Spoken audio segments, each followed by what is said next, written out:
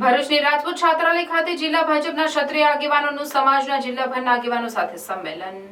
વાગરાના ધારાસભ્ય અને જિલ્લા ભાજપ પ્રમુખે રાજપૂત છાત્રાલય ખાતે જિલ્લાભરના ક્ષત્રિય સમાજના આગેવાનો સાથે યોજેલી બેઠકમાં 500થી વધુ આગેવાનોએ જોડાઈ રાષ્ટ્રહિતમાં કોઈની ખોટ વાતોમાં નહીં ભરમાઈ મોદી સરકારનો હાથ મજબૂત કરવા કટિબદ્ધતા બતાવી હતી।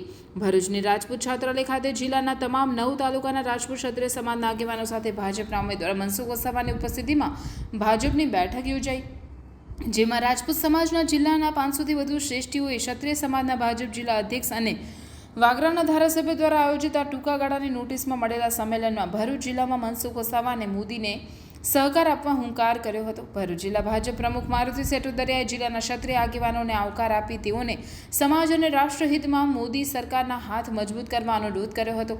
ભરૂચ જિલ્લા ભાજપની વહીવટી પાંખમાં આજે તેઓ સાથે ધારાસભ્ય અરુણસિંહ સહિત સંગઠન, જિલ્લા તાલુકા પંચાયત સહિતના રાજપૂત સમાજને સ્થાન મળ્યું છે ત્યારે કોઈની ખોટી વાતોમાં ભરમાઈ નહીં જવા અપીલ કરી હતી।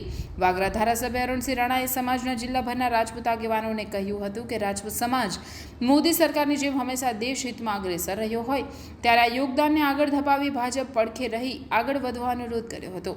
ભરૂચ લોકસભાના ભાજપના ઉમેદવાર મનસુખ વસાવાએ પણ જિલ્લાના ક્ષત્રિય સમાજને ચૂંટણી નહીં પણ દેશની સુરક્ષા અને હિતમાં સદા અગ્રેસર રહેતા સમાજને વિરોધીઓથી ગેરમાર્ગે નહીં દોરાઈ મોદી સરકારના હાથ મજબૂત કરવા અપીલ કરી હતી।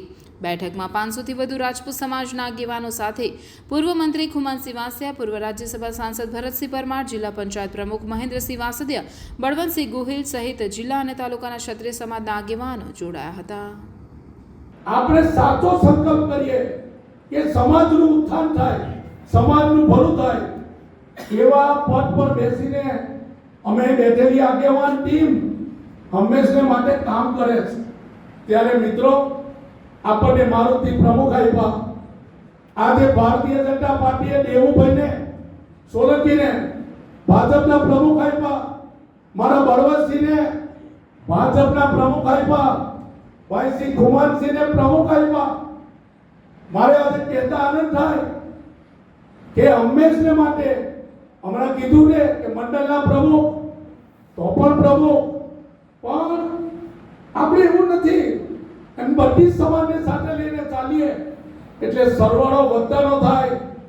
આજ મોદી સાહેબનો અભિગમ છે અને મોદી સાહેબ ત્રીજી વિશ્વની મહાસત્તા તરફ બનવા જઈ રહ્યા છે ત્યારે તમે ને અમે આપણે બધા જ મનસુખ હોય છે એના માટે એનું શું એનો કોઈ મારી પાસે કોઈ એ જવાબ નથી।